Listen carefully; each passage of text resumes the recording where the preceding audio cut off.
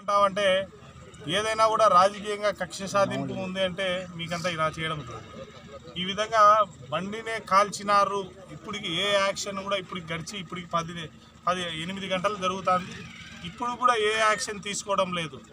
పైగా ఇదే ఊరిలో ఏటూరు గ్రామంలో హత్యలు ఇరుపక్షాలు, అప్పుడు రామసుబ్బారెడ్డి వర్గం కానీ ఆదినారెడ్డి వర్గం కానీ ఇరుపక్షాలు హత్యలు కూనీలు ఎన్నో చేసుకున్నారు. మీకందరికీ తెలుసు ఏటూరు ఒక ఫ్యాక్షన్ విలేజ్. ఇటువంటి విలేజ్లో మళ్ళీ మొదలు పెట్టారు ఇట్లాంటి సంఘటన జరిగేది. అంటే భయప్రాంతులను ఓటర్లను భయప్రాంతులను చేసేదానికి ఈ విధంగా చేయడం అనేది ఎంత ఘోరం. అందులో మా కార్యకర్త అల్లం సత్యాబండి ఈ విధంగా కాల్చడం అనేది ఎంత ఘోరం. మీరు బాగా ఆలోచించుకో. గవర్నమెంట్ ఒకటే ఒకటి ఎలక్షన్ కమిషన్ కానీ ఎవరైనా కానీ ఆలోచన ఇట్లాంటి విలేజెస్ని మీరు పరిజ్ఞానంలోకి తీసుకోవాలి. ఇలాంటి సంఘటన ఎవరైనా పాల్పడిన వారికి కఠినమైన శిక్షలు విధించాలి. ఈ పొద్దు ఇదే ఊరిలో పికెటింగ్ కూడా లేదు. నిజంగా మా డిఎస్పీ గారిని కోరితే పక్కన ఫోన్ చేసి అడిగితే డిఎస్పీ గారు నాకు ఈ సంఘటన గురించే తెలియదు అంటున్నారు. అంటే ఎంత ఎటకారంగా మాట్లాడుతున్నారంటే ఆయన కేవలం సొక్కా తొడుక్కున్నాడనే, పశువు సొక్క తొడుక్కున్నాడా, ఆయన గవర్నమెంట్ ఆఫీసర్ అనేది మాకు అర్థం కావడం లేదు. దీని గురించి మేము ఎలక్షన్ కమిషన్కి పోతాము, దీని గురించి ఏం చేయాలనో చేస్తాము. మా కార్యకర్తలను ఇట్లా బెదిరిస్తున్నారు. ఈ ఆడికి నిన్న మా సత్య అనే మాట ఏంది, బూతులో కూర్చుంటే గుంజుతామంటారు, వీళ్ళంతా కూర్చుండే వాళ్ళంటారు. అంటే దానికి మా కార్యకర్త స్టేజ్ పైన నేను సచ్చినాకనే నా శవమే బయటికి రావాలి కానీ నన్ను ఎవరు గుంజలేరు అని చెప్పినాడు. దానికి ఈ సంఘటన రిపీట్ 10 గంటలు కూడా కాలేదు. ఈ సంఘటన స్టేజ్ పైన జరిగి అప్పుడే వాళ్ళు బండి కాల్చినారంటే పోలీసు వ్యవస్థ ఏం చేస్తుంది? మేము అడిగేది ఎవరిని అడుగుతాము? పోలీసు వారిని అడుగుతాం. ఎందుకంటే చట్టాన్ని కాపాడేది వాళ్ళే. వాళ్ళు ఇంతవరకు ఆపోజిట్ వాళ్ళని పిలిచాడు ఏమంటే అధికారంలో ఉన్నారని. ఏమయ్యా రామసుబ్బారెడ్డి, నీకెప్పుడు ఈ వైలెన్స్ తప్ప ఏం లేదా? నిజంగా ఓట్లను గెలిచాయా రామసుబ్బారెడ్డి?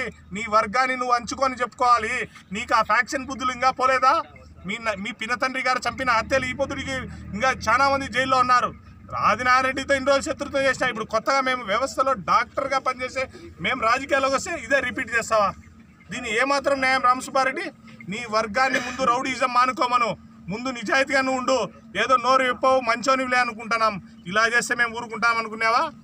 మాకేం చేత కాదనుకునేవా రౌడీజం? కానీ మేము రౌడీజం జోలికి పోవడం లేదు. మేము చదువుకొని బాగా విద్యావంతులు ఏమొచ్చాం. నీ తిన్నా మీ చిన్న ఆయన ఎవరో చనిపోతే రాజకీయంలోకి రాలేదు. ఇదేం సంఘటన నువ్వు చేసేది?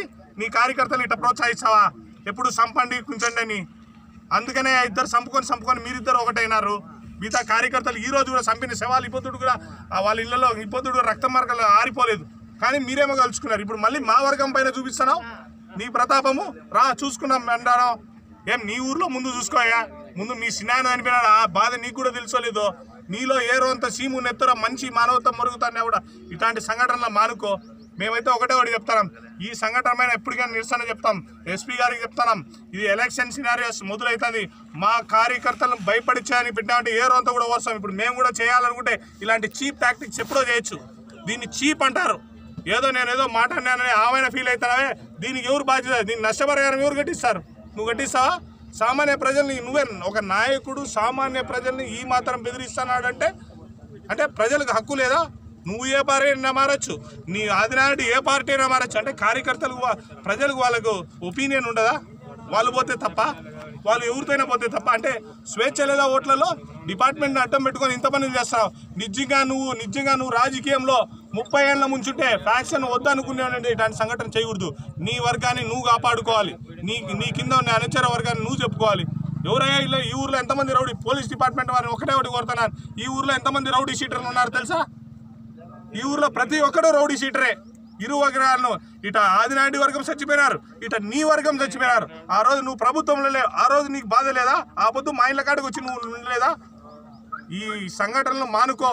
ఏదైనా ఓట్లు అడుక్కో, ఓట్లు ఇచ్చుకో. ఇట్లాంటి చేయడం ఏంది? వీలుంటే నీ దగ్గర డబ్బు ఉందంట, తెలుగుదేశం డబ్బు పడుచుకో.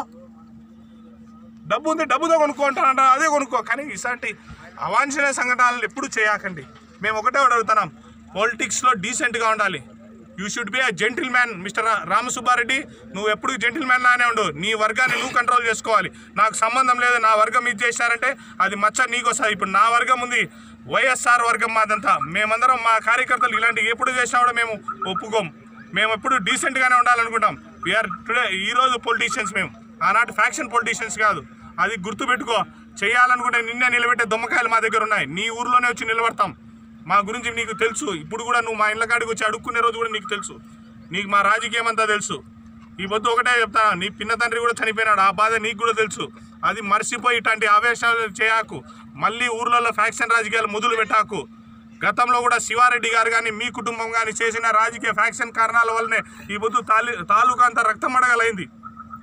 ఈ పొద్దు తాలూకాను ప్రశాంతంగా బతకని ఓటు హక్కును వినియోగించుకొని భయప్రాంతులతో నువ్వు గెలుస్తావని అనుకుంటున్నావా? మేము చేయలేమా? భయం మేము పెట్టలేమా? ఎవరికైనా ఒకటే, రక్తము కత్తి ఎవరికైనా ఒకటే, అది మర్చిపోకు. కానీ రాజకీయంగా చేయి. ఉంటే డబ్బులు పంచుతానంటారా? పంచుకో. 1000 కావుతే 10,000 పంచుకో ఓటుకు.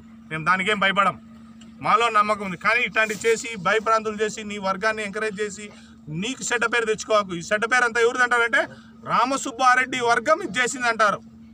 కింద ఊర్లో లీడర్ కాదు, రామసుబ్బారెడ్డి వర్గం. పోలీసు వారికి ఒకటి చెప్తాను, అయ్యా డిఎస్పీ గారు, మీరు సొక్కా దొడుక్కోవడం మానేయండి. మీరు చెప్పండి, మీతో చేత కాకపోతే మేము ఎలక్షన్ కమిషన్కి ఇప్పుడే పెడతాం లెటరు నీ పైన. నీకుండే సర్వీస్లో నువ్వు గవర్నమెంట్ ఎంప్లాయీ అంటే ప్రజలకు న్యాయం జరిగేట్టుగా నువ్వు చూడాలి. నువ్వు ఈ పొద్దుకి ఏం జరిగిందో కూడా ఇక్కడ పికెటింగ్ కూడా పెట్టలేదు. ఇట్లాంటి ఊళ్ళలో వ్యాక్సిన్ లేదు, పికెటింగ్ చేసామంటే ఏమి కారణము అంటే భయప్రాంతులు చేయాలనే ప్రజల్ని. మీరు చాలా జాగ్రత్తగా ఒకటి వినండి, ప్రజలు ఎవరు భయపడాకండి. మా కార్యకర్తలు ఈరోజు అల్లం సత్యాన్ని ఇట్లాంటి దానిలో భయపడే వాళ్ళు ఎవరు లేరు. మేము ప్రజలు ఓటు వినియోగించుకోవాలి. ప్రతి ఒక్క ఓటరు బూతుగాడికి వచ్చి వినియోగించుకోవాలి. ఈ గుంజుడు, ఈ లాగుడు, ఈ రౌడీ దానికి ఎవడు భయపడేవాడు లేడు.